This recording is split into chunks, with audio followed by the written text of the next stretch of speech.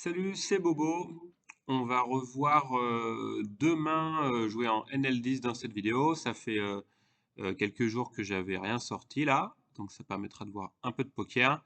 Et pour info, je continue moi à faire de la NL10 et là je suis bientôt à 8000 mains, donc il y aura peut-être une petite vidéo en fin d'année quand je serai aux 10 000, mais je vais pas vous embêter tout de suite avec des stats et des graphiques. On va parler un peu de mains qui ont été jouées. Donc on va en voir deux. Donc, on va commencer par dérouler l'action et ensuite la regarder en détail. Donc, la première main, j'ai As-3 assorti.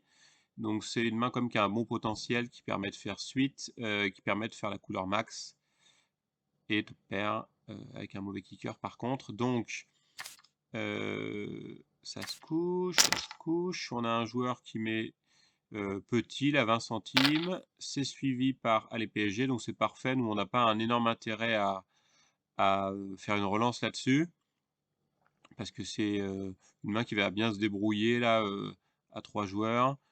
On verra tout de suite si on est en train de s'approcher de la suite ou de la couleur. C'est pas suffisamment fort pour relancer comme on l'aurait fait avec As-Roi assorti par exemple. Donc on paye. Et là on est hyper content, on trouve double paire. Donc là on se sent quand même très bien parti. Bon, potentiellement loin devant les autres, quoi.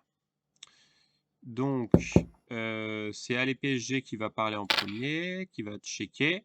Et moi, là, je décide de valoriser tout de suite, parce que je sais que c'est des joueurs qui ont tendance à payer assez facilement. Donc, moi, me paye.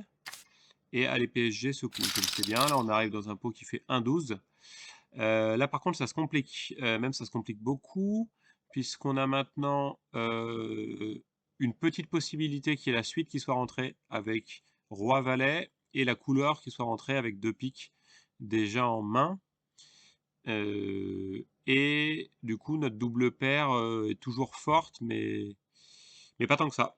Donc là, l'idéal, c'est de ne pas lui donner de carte gratuite, parce que si jamais il y a par exemple un valet ou un roi ou un pique qui tombe, ben, on va se retrouver derrière pour rien. Donc je pense qu'il faut essayer d'être agressif afin de, voilà, de valoriser notre jeu et de ne pas le laisser améliorer gratuitement.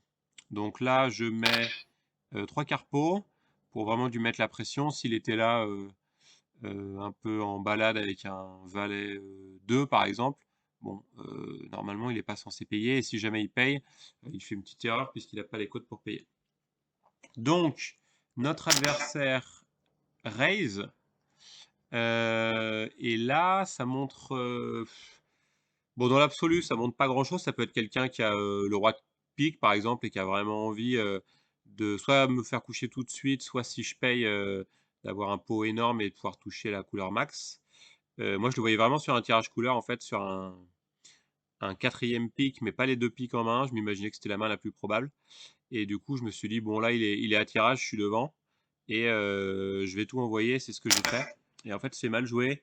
J'ai réfléchi un peu après. Euh, Ça n'a pas vraiment d'intérêt de tout mettre. Parce que déjà, lui, c'est un joueur qui est très passif, qui call, et quand il relance, il y a une petite chance qu'il ait quand même un jeu fort. Donc, par exemple, qu'il ait déjà la suite ou les piques.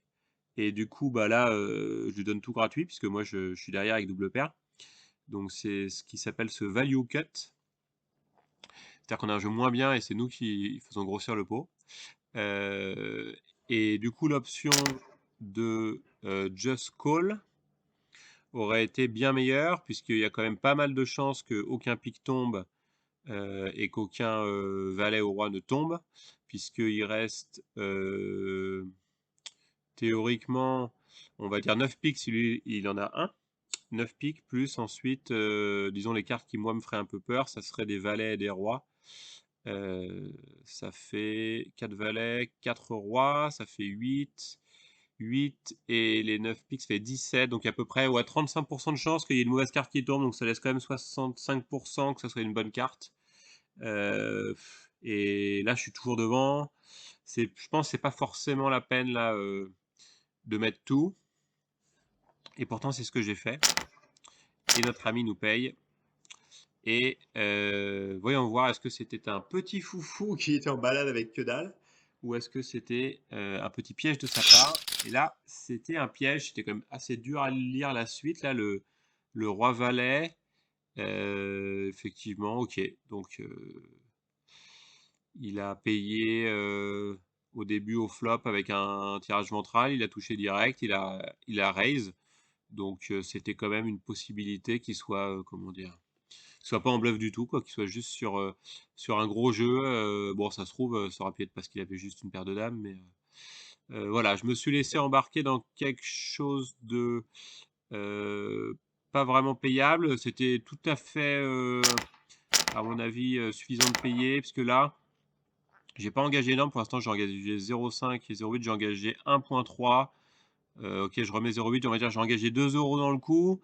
J'ai quand même au moins, on va dire, si je suis dans l'optique qu'il a pas encore touché, hein, j'ai quand même au moins, 65 de chance de me retrouver tranquille avec une carte qui fait pas peur et de pouvoir gérer la river tranquillement. Alors que là, bah, je rajoute quand même, au lieu de juste rajouter 0,8, je rajoute 2,80 en gros quoi, donc par rapport à son stack complet là, donc du coup voilà, je mets 2 € un peu dans le vent. Donc à la prochaine situation identique, je ferai juste un call. Voyons maintenant la deuxième main. Alors on va aller la chercher dans l'historique. Hop. Et c'est parti. On va regarder ça tout de suite. Hop. Bon. Alors. Ok. Donc j'ai une paire de dames. Donc très bon jeu. Je suis évidemment sur une ouverture classique à 3 blindes, hein, on va pas commencer à faire différemment. Surtout pas limper, aucun intérêt de partir sur un petit pot avec une main aussi forte que les dames.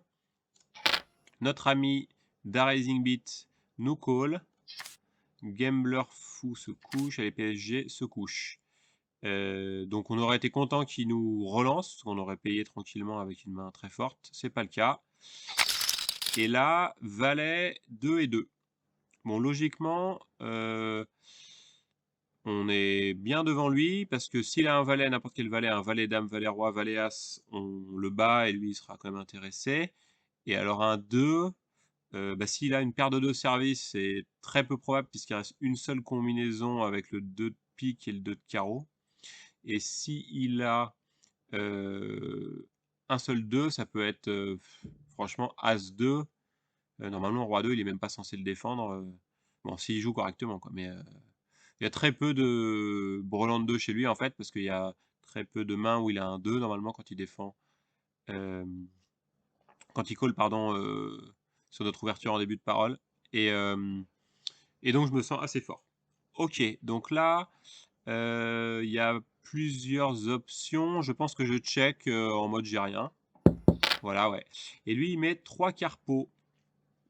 Donc, ça peut être juste parce qu'il a envie de bluffer un flop qui est assez facile à bluffer, parce que normalement, j'ai sur valet de 2, j'ai assez peu touché, puisqu'il n'y a que deux façons de faire du jeu, soit un valet, soit un 2, alors que quand il y a un flop à 3 cartes, c'est plus riche. Donc, c'est un flop qui est assez facile à bluffer. Je me dis que c'est sûrement sa ligne, donc il a rien, et il faut surtout pas que je le relance. Donc, je paye.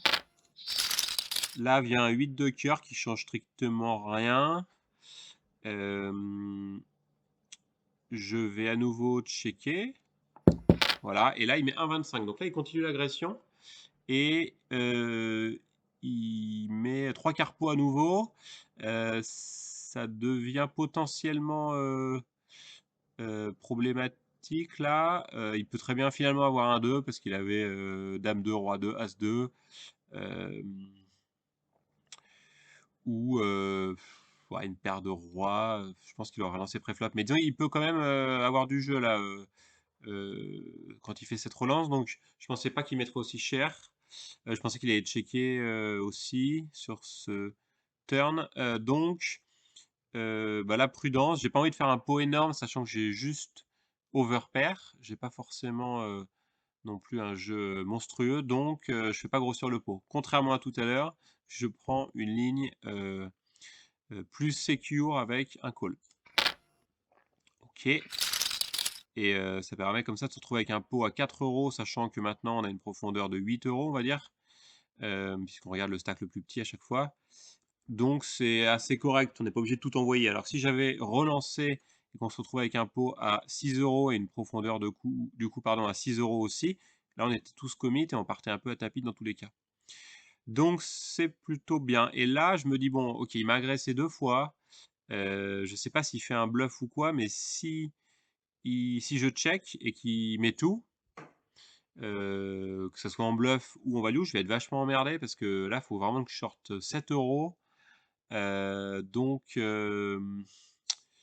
si jamais il a brelan 2 ou je sais pas, peut-être qu'il a touché une double paire avec valet 8 ou quoi, je vais me retrouver emmerdé et s'il bluffe, c'est hyper dommage de me coucher, quoi. Donc j'ai pas trop envie de le laisser parler, donc je vais miser avant lui et je vais faire ce qu'on appelle un blocking bet. C'est-à-dire que je mets une taille de mise relativement chère, qui veut dire en gros: «Bon coco, moi j'ai du jeu donc va falloir payer si tu veux faire ton malin, quoi». Donc ça empêche en général, pas mal les bluffs. Bon, si c'est un vrai taré qui a rien, il peut très bien mettre ses 7 € sur mon blocking bet, mais dans la plupart du temps, ça montre de la force, ça montre que moi je suis prêt à investir de l'argent, à la river et les gens qui étaient là en pampa comme on dit avec rien du tout, vont avoir tendance souvent à se coucher ou à just call si bah, là par exemple, je sais pas valet 10, il dit: «Bon c'est pas mal quand même, j'ai top pair». Donc je mets, 1,8. Voilà, je pense que ça suffit parce que si je mets par exemple 4 €, heu, bah, là, c'est plus vraiment blocking là, ils qu'ils mettent 4 ou 7, on est tous commit. Et si je mets, par exemple 3,50 et cetera, j'ai peur qu'il se couche aussi parce que s'il a un jeu moyen, faut quand même que je value mes dames, donc je trouve que c'est un sizing qui est pas trop mal et là, il va me call et alors petit quiz, avec quoi il me call? Allez, je vous fais 3 propositions, mais un petit peu d'animation dans cette vidéo.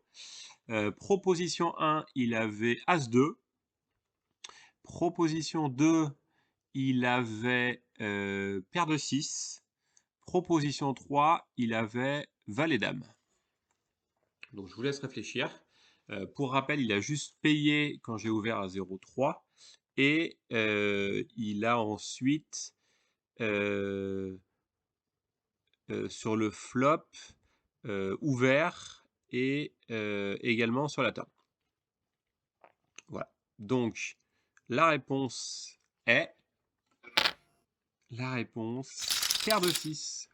Donc notre ami, a une line, plutôt mauvaise, puisque si on reprend le coup, bon préflop, c'est normal de payer avec, une paire de 6 puisqu'il peut quand même faire un brelan, il met que 30 centimes, pourquoi pas? Hem, Par contre sur valet 2-2, Heu, OK, peut-être qu'il se dit, j'ai envie de faire coucher, par exemple, je sais pas, as-10. Il dit que sa paire de 6, est pas très forte, puisqu'il est battu par, n'importe quel valet et aussi un 2. Donc il se dit: «Bah, je suis en bluff». Donc à ce moment-là, s'il est en bluff, il attaque le flop. Heu, bon, pourquoi pas attaquer river aussi pour continuer son bluff? Mais alors à ce moment-là, on paye pas, à la river, quoi, si on considère que notre jeu est pas bon. Surtout qu'il y a un 8, donc même si j'ai, 10-8, il est loin derrière quand même, hein. Paire de 6 est très, très faible sur, valet 8 et 2-2. Donc s'il considère qu'il est en bluff, c'est pas bon et s'il considère qu'il est en value, dans ce cas-là, il agresse flop, pourquoi pas? En se disant: «Allez, j'ai une double paire, paire de 6, paire de 2, c'est pas si mal». Normalement, quand le 8 il tombe, il doit soit sizer moins cher, soit arrêter sa value puisqu'il se retrouve maintenant avec un jeu, qui affaiblit. Donc en fait, il a pris une attitude un peu intermédiaire où on ne sait pas trop s'il était en bluff ou en value, il a mis 2 barrels, et puis derrière il a payé, alors qu'il avait quand même un jeu moyen, il aurait mieux fait de checker dès le début et puis, comme ça moi j'aurais mis quelque chose au turn, il se serait couché. Voilà, donc c'était l'occasion de vous faire un petit coucou à l'approche de Noël et j'espère que cette vidéo vous a plu. À bientôt, ciao!